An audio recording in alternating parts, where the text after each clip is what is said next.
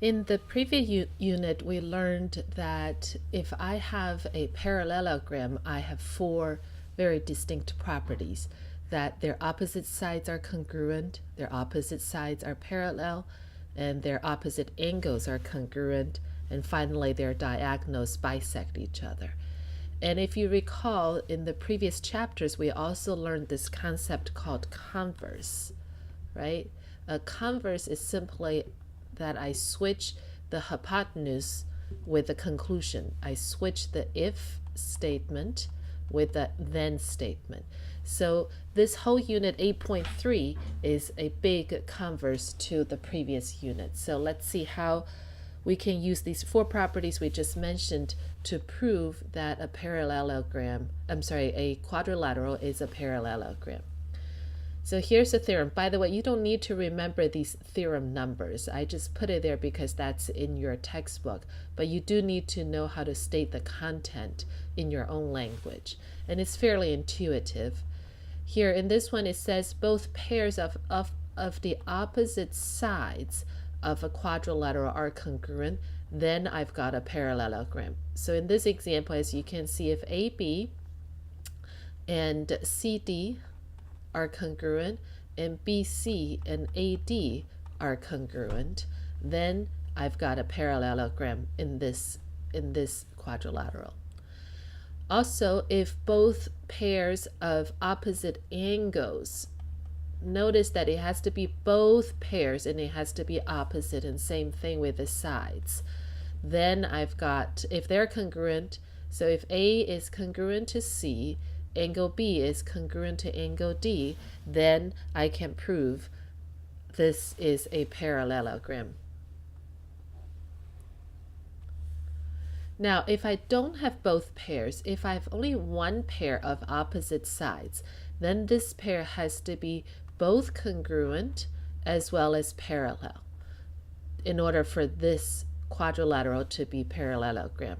So AD and BC has to be congruent to each other, and AB and BC has to be parallel. Then ABCD is a parallelogram.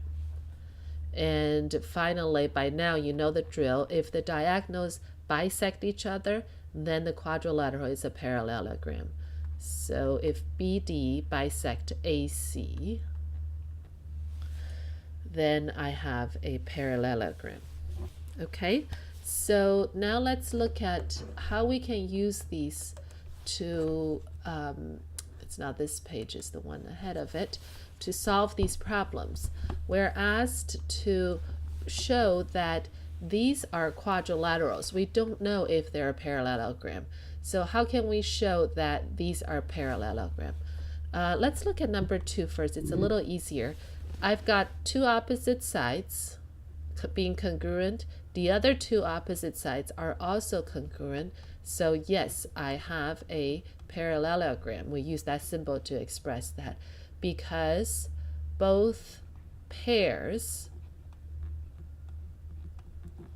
of opposite sides are congruent. Okay, now let's go back to look at number 1. I have one pair that's congruent. I don't know about this pair. How do you know? Now, this is a commonly made error. Sometimes students just immediately see this, they just fill in this here. You can't assume this. There's no indication that number is correct, and you have to prove to me. How do I prove to you that this is these two angles are congruent? Remember, a quadrilateral, I've got 4 sides, and from the previous chapter, previous unit, we've learned how to calculate the sum of interior angles. And the sum of interior angles is number of sides minus 2. Give me the number of triangles inside this quadrilateral multiplied by 180. So anytime I have a quadrilateral, oops, this is 4, I'm sorry, I have the sum of interior angles adds up to 360. And if I use 360 minus 75 minus 105 minus 105 again, I ended up having, indeed, I have 75 degrees in here. And now I can draw the conclusion, yes, this is a parallelogram because both pairs of opposite angles are congruent.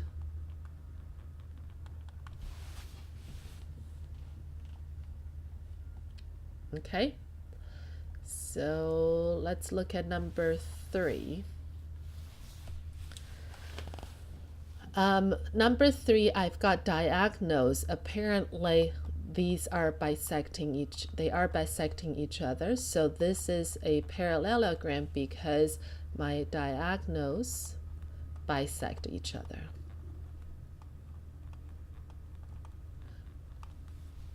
And let's look at number 5. It's exactly the same answer, that the diagonals bisect each other. Okay. Now number 4, I have only one pair of opposite sides, but this is also a parallelogram because one pair of opposite sides are congruent and parallel at the same time. That's one of the properties, right? One of the theorems. Last question, in this quadrilateral GHJK, G is 55, H is 125, and angle J is 55. Find the last angle. What theorem can you use to show that GHJK is a parallelogram? This is exactly the same as the first question, except that it's in narrative form. So by now we already know that I have 360. The sum of interiors for a quadrilateral is 360. So I minus 55 minus 125 minus 55 again, and I should have my angle measure for K. And if you use your calculator, the 55 plus 55 is 110. 110 plus 125 is 235. So you do, and then 360 minus that, you do have 125.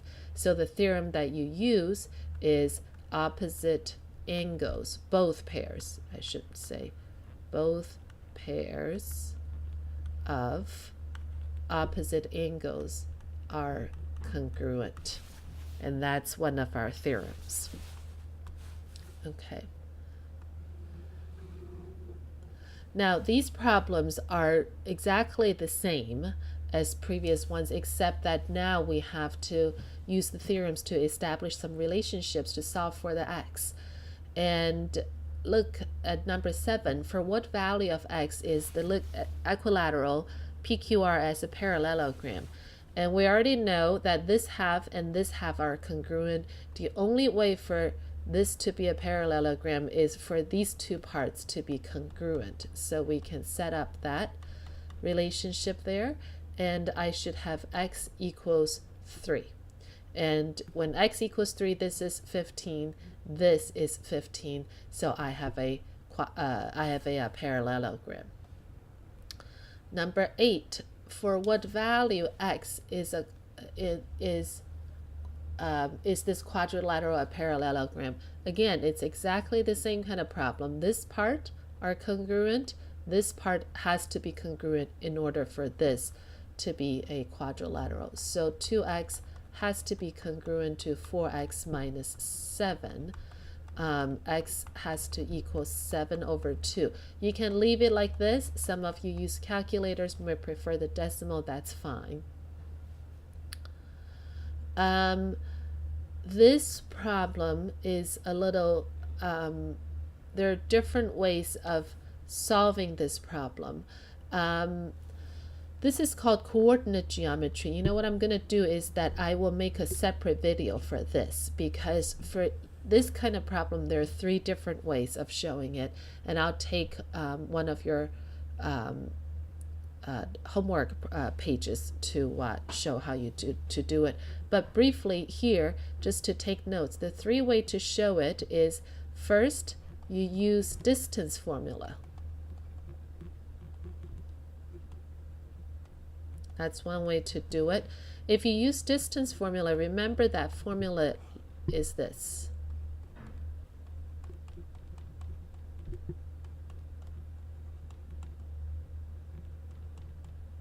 Square root of x2 minus x1 squared plus y2 minus y1, that's a parentheses, close parentheses, squared.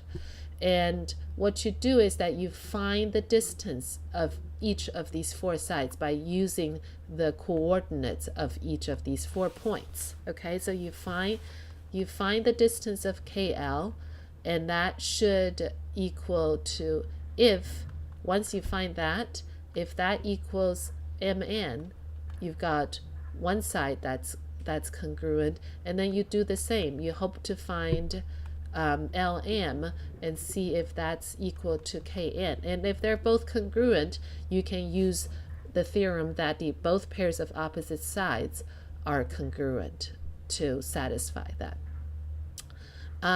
Secondly, you can use the slope formula.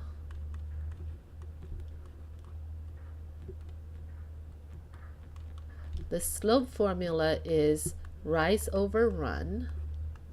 And to calculate the rise over run, you need y2 minus y1 over x2 minus x1. So if you calculate KL slope by using these two coordinates, and then do the same with MN, and if the slope are equal each other, if the slope equals each other, remember the definition is that then you can prove KL is parallel to MN. And if you can do the same, calculate the slope of KN, and then calculate the slope of LM, and then hopefully they equal each other, you have another pair that's parallel. So you can use the other theorem that both opposite pairs are parallel. You have a parallelogram by definition, right? So thirdly, you combine this. You use both distance formula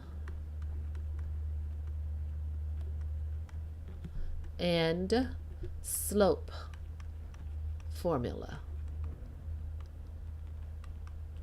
for one pair of opposite sides. So in other words, I'm going to change my color here. If I use distance formula and I already calculated KL here, if I can figure out KL and KM are congruent, that's one condition. Then I look at the same pairs of sides and find out that they're also parallel. So if I can do that, I can prove, remember that's the other theorem, that I can prove one pair are both congruent and parallel. I also have a parallelogram. Okay, so I did not do all the arithmetics in here, but all the formulas are here. Make sure that you use these 4 coordinates, run through all 3 different ways, and prove it to yourself that this can be done. And I'll make another video on your homework about this kind of problems, or you can ask me in class. See you guys. Thank you.